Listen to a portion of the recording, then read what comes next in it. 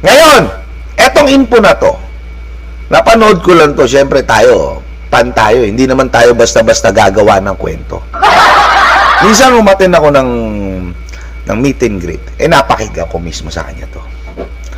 Ngayon, yung sinasabi niyong utang, mga animal kayo, mga mababahong animal, mababahong alligator, social alligator pinaghalong alligator at baboy, kumakain ng kaning baboy at malalansang isda sa ilog.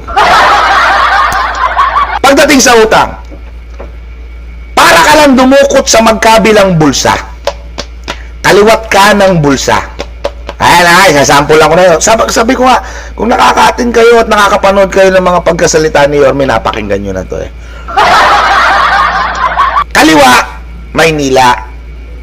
Kanan, national government o bangko ng gobyerno. Dito naman sa kaliwa, gobyerno ng Maynila. Ngayon, if ever, na mangailangan ng pera ang mga Manileño, saan dudukot ng pera? O saan nila sinabing umutang si Isko? Okay, matanong ko kayo. Saan nila nasabing umutang si Yorme Isko? Sa private ba? O sa gobyerno mismo? Di ba sa gobyerno? Land Bank, tama ba? Tsaka DBP? Tama ba ako? Pakikorek ako kung mali ako Land Bank at DBP. Tama. Mahirap na mamali Pag umutang ang gobyerno sa kapwa gobyerno, kanino umikot ang pera? O saan mapupunta? Government ba? O government, national. Ngayon, umungkol nyo nga sa kaliwang bulsa, lokal. Sino ang inutangan? Di ba umikot lang gobyerno sa gobyerno? Tama ba ako? Kailangan ng kaliwang bulsa ng pera. Iisang tao lang yan. Sino ang may suot ng pantalon o sino may suot ng short? Yung iisang tao. Ang iisang taong tinutukoy ko mismo yung gobyerno. Kukuha ka lang sa kabila, hihiram ka.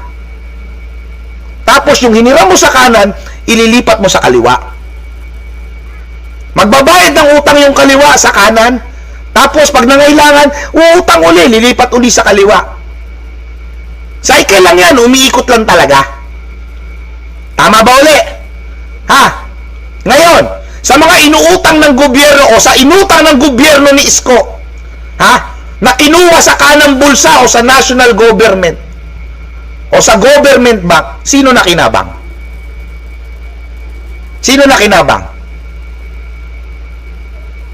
Tao, di ba? Sino ang nangutang? Gobyerno, di ba? Sino nagpautang? Gobyerno pa rin, di ba? So anong iniiyak nyo? Gobyerno rin naman ang tumulong at nangailangan ng tulong, mga tanga. Ang importante, yung nangutang at nagpautang, ang natulungan, yung tao o yung utaw.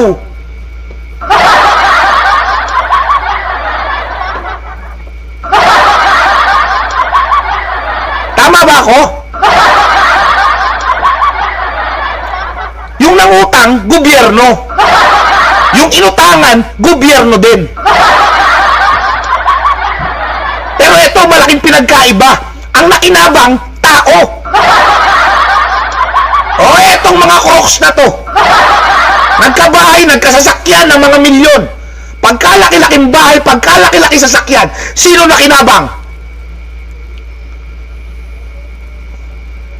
Sino ang nakinabang? Matanong ko lang. Tao ba? O gobyerno? Yun yung masakit. Hindi na nakinabang ang tao, hindi pa nakinabang ang gobyerno. Tapos ang tataba ng utak nyong manita, kayo pala yung magnanakaw dito.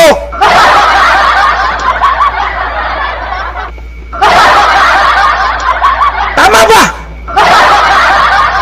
Yung mga bahay na nakita nyo, yung mga sasakyan na nakita nyo, Sino ang nakinabang? Yung Crocs, di ba? Natural lang na kumita ang gobyerno.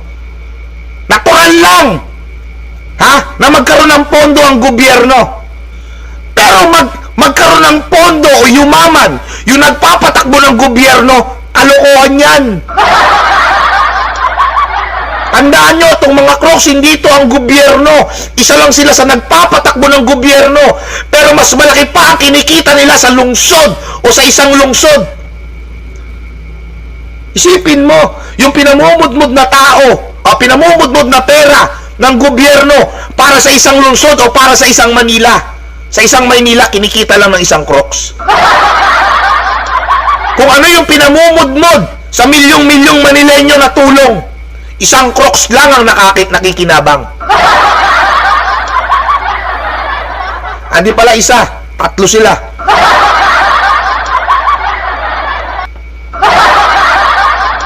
Tama ba ako?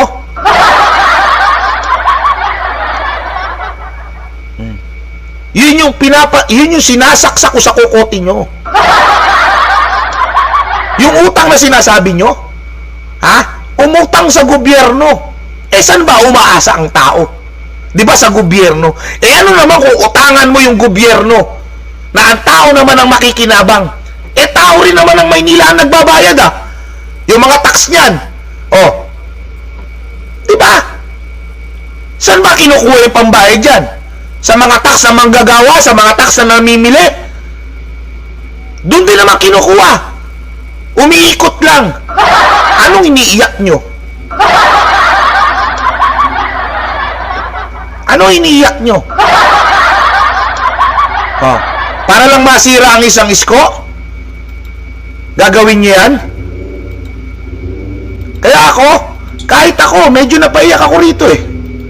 Oh, eto ang ganda na sinabi rito ni Yorme.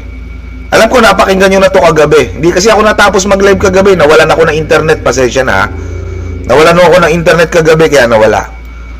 No, play natin to. Eto kung ikaw talaga maka-Maynila ka, Manileño ka, matatouch ka sa sinabi ni Isko rito eh. Pakinggan nyo ulit. Salamat sa Diyos. Salamat sa Diyos dahil nabigyan ako ng pagkakataon, mabigyan ko kayo ng ngiti sa gitna ng pandemya.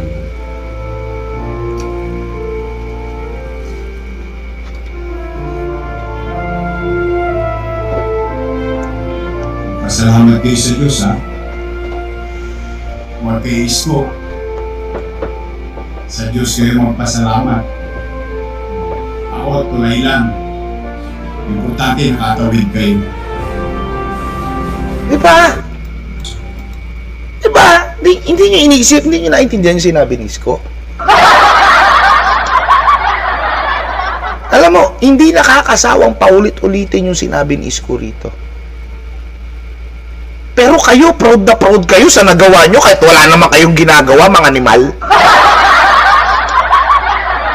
Eto ang tao na handang ipangutang kayo kahit isang lang o ibenta yung relo ng City Hall ng Maynila. Makakain lang kayo. Di ba?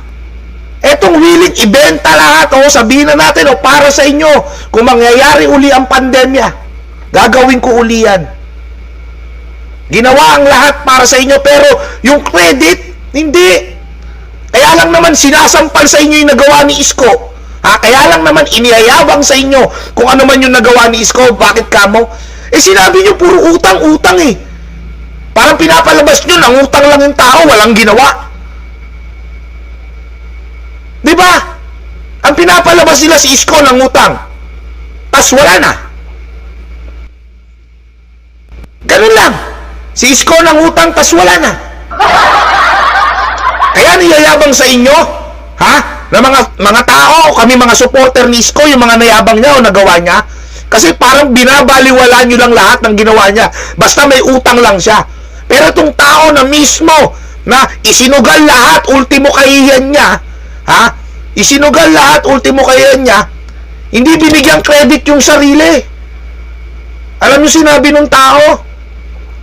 Huwag kayo magpasalamat kay Isko. tulay lang ako. Naging tulay lang ako, naging kasangkapan lang ako. Ang importante, nakatawid kayo. Partida sa panahon ng pandemya, yung mga project na nagawa niya, napapakinabangan na nila. At partida, yung mga project na nagawa ni Isko, yun din ang dahilan kung bakit sila nakaupo lahat. Huwag kayo mga tanga. Yun yung rason kung bakit kayo nakapwesto. Dahil sa mga nagawa ni Isko. Yan naman yung lagi nyo sinasabi. Ang galing ni boss. Si Boss Y. Napakagaling. Dahil talaga sa kanya, kaya kami nanalo. Siya ang dahilan kung bakit kami nandito. Diba?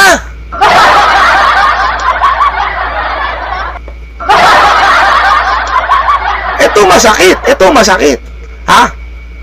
Nung pinupuri si Isko, lahat sila kasama na. Tanungin niya, halimbawa, ngayon, si Isko, yung mga 5 Crocs, yung 5 Crocs na tumitira sa kanya ngayon, pag may kaharap na camera, si Isko, puro utang yan. Puro utang yan. Pero pag wala nang harap na camera, yung project ni Iskon Condominium, kasali ako sa nagplano niyan. Isa ako sa nag-aproba. Isa ako sa gumawa. Kahit kayo, alam nyo sa sarili nyo, na proud kayo, nakasama kayo dahil nagawa yan ni Isko. Wala lang kayong magawa, kalaban nyo si Isko, kaya kailangan nyo siyang siraan. Diba? Yun yung totoo.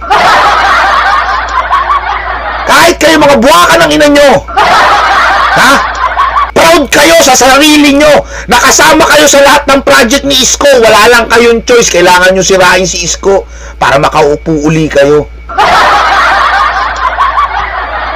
Kailangan nyo siraan si Isko para makabalik yung amo nyo. Yun yung masakit na katotohanan. Ha? Sa social media nyo lang siya sinisiraan, pero loob-loob nyo, proud kayo. Nung panahon na nandyan, na gumagalaw ang Isko, nakasabit yung pangalan nyo. Nung panahon na si Isko kumilo sa buong Maynila, oy, project din namin yan, hindi lang project ni boss yan. Tama ba? Baka animal na to. O to, si Crocs, si Half Pig, Half Crocs. Lalo na yan, si Half Pig, Half Crocs. Kapal ng mukha yan. Aminado siya, kundi dahil sa endorso ni Isko, hindi kung bakit siya nanalo eh. Tapos kung ano-ano sinasabi, ulul.